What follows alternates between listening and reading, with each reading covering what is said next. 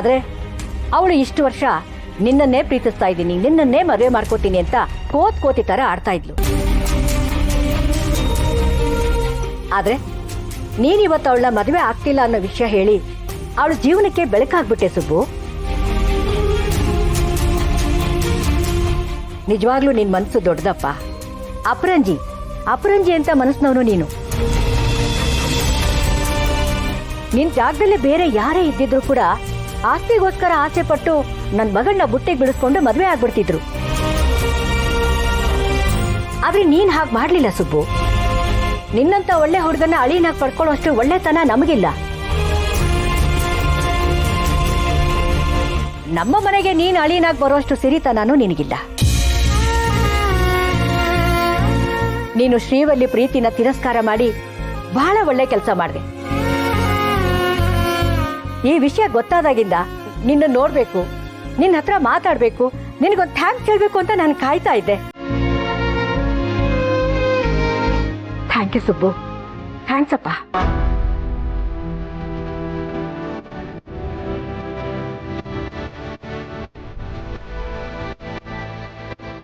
ಇಂದ್ರಮವ್ರೆ, ನಿಮಗೆ ಶ್ರೀವಲ್ಲಿ ಅಳ್ತಾ ಇರೋದಕ್ಕೆ ನನ್ನ ಮೇಲೆ ಕೋಪ ಬಂದಿಲ್ವಾ? ಅಳ್ತಾಳೆ, ಅಳ್ಳಿ ಬಿಡಪ್ಪ.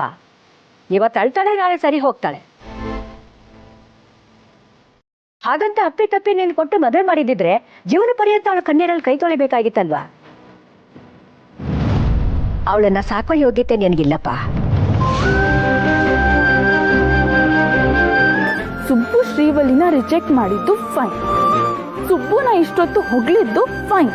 ಆದ್ರೆ ಸುಬ್ಬು ಯೋಗ್ಯತೆ ಬಗ್ಗೆ ಮಾತಾಡ್ತಿದ್ದೀರಲ್ಲ, ಇದನ್ನ ನಾನು ಒಪ್ಕೊಳ್ಳಲ್ಲ. ಒಂದು ರಾಜ್ಯನೇ ಆಳೋನು ರಾಜ ಆದ್ರೆ ಆ ರಾಜನ ನಂಬಿಕೆ ಗಳಿಸೋನು ಮಹಾರಾಜ. ನನ್ ಸುಬ್ಬು ನನಗೆ ಮಹಾರಾಜನೇ. ಈ ವಿಷಯ ಹೇಳೋಣ ಅಂತ ನಿನ್ನ ಕರೆದೆ ಸುಬ್ಬು. ನೀನ್ ನನಗೆ ಇಷ್ಟು ದೊಡ್ಡ ಸಹಾಯ ಮಾಡಿದೆಯಲ್ಲ, ಈ ಋಣಕ್ಕಾದ್ರೂ ನಾನು ನಿನ್ನ ತಂಗಿನ ತುಂಬಾ ಚೆನ್ನಾಗಿ ನೋಡ್ಕೊತೀನಿ.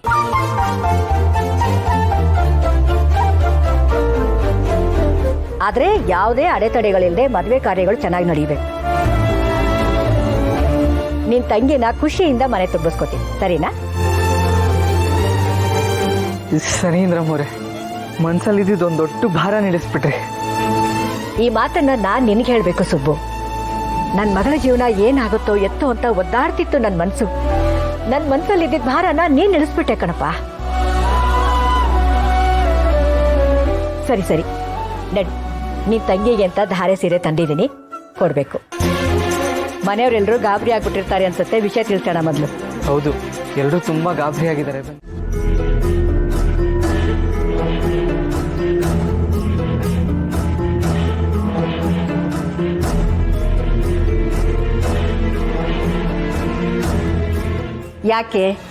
ಯಾಕೆಲ್ರೂ ಹೇಗಿದ್ದೀರಾ? ಇಂದ್ರಮವ್ರೆ, ಅದು ಸುಬ್ಬು. ಇಷ್ಟೊತ್ತು ನಮ್ ಸುಬ್ಬುದೇ ಗುಣಗಾನ ಆಗಿದ್ದು.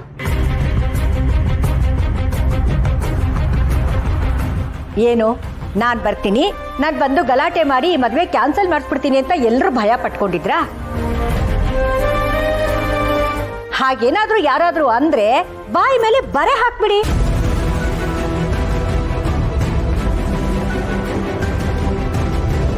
ನನ್ ಸುಬ್ಬು ಎಂತ ಜೆಂಟ್ಲ್ಮ್ಯಾನ್. ಇಂಥವ್ ತಂಗಿನ ನಮ್ಮನೆ ಸೊಸೆಯಾಗಿ ಮಾಡ್ಕೊಳ್ಳೋದು ಪುಣ್ಯದ ಕೆಲಸ ಅಲ್ವಾ?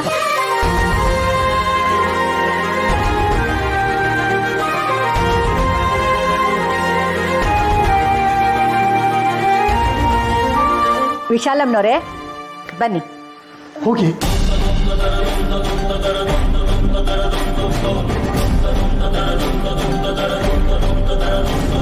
ಹಿಡ್ಕೊಳ್ಳಿ ಒಂದು ನಿಮಿಷ.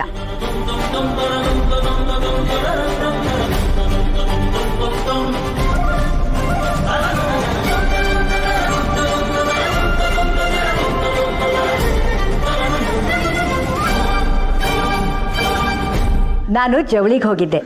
ನಿಜ ಹೇಳ್ಬೇಕು ಅಂದ್ರೆ ನಿಮ್ಮನ್ನು ಕರ್ಕೊಂಡು ಹೋಗ್ಬೇಕಾಗಿತ್ತು, ಆಗ್ಲಿಲ್ಲ.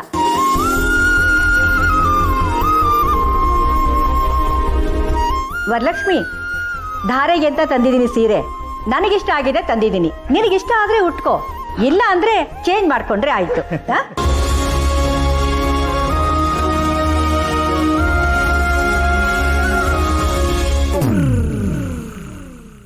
ಅಲ್ಲೇ ನಿಂತಿದ್ಯಮ್ಮ? ಅಮ್ಮ ಮಗಳು ಇಬ್ರು ತಗೋಬೇಕಿದನ್ನ. ಬಾ ಮುಂದಕ್ಕೆ.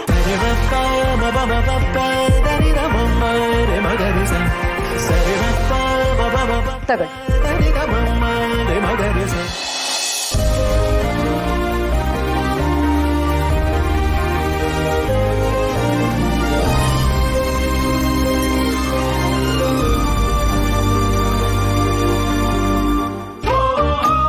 ಮೇಡಮರೇ, ಎಲ್ಲ ನಾವು ಅಂದ್ಕೊಂಡಂಗೆ ಆಯ್ತು. ಕಾರ್ತಿಕೇಯ ಶ್ರೀವಲ್ಲಿನ ಮದುವೆ ಆಗಕ್ಕಾಗಲ್ಲ.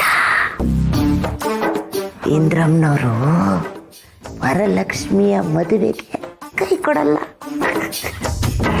ಹೌದು, ಸುಮ್ಮನೆ ಏನೇನೋ ಯೋಚನೆ ಮಾಡಿಬಿಟ್ವಿ. ವಾರೆ ಮೇರ ಮಮ್ಮಿ, ಅಂತೂ ಇಂತೂ ಶ್ರಾವಣಿ ಮೇಡಮ್ನ ಕ್ಯಾಚ್ ಹಾಕೊಂಡ್ಬಿಟ್ಯಾ? ಇನ್ನು ನನ್ನ ಕತೆ ಅಷ್ಟೇ. ನಿನ್ನ ಮಗನಾಗ ಹುಟ್ಟಿದ ತಪ್ಪಿಗೆ ಯಾವ ಶೂಟೌಟಲ್ಲಿ ಸಾಯ್ತೀನೋ, ಯಾವ ಹೊಡೆದಾಟದಲ್ಲಿ ಸಾಯ್ತೀನೋ, ದೇವ್ರೆ ನೀನೇ ಕಾಪಾಡಬೇಕು.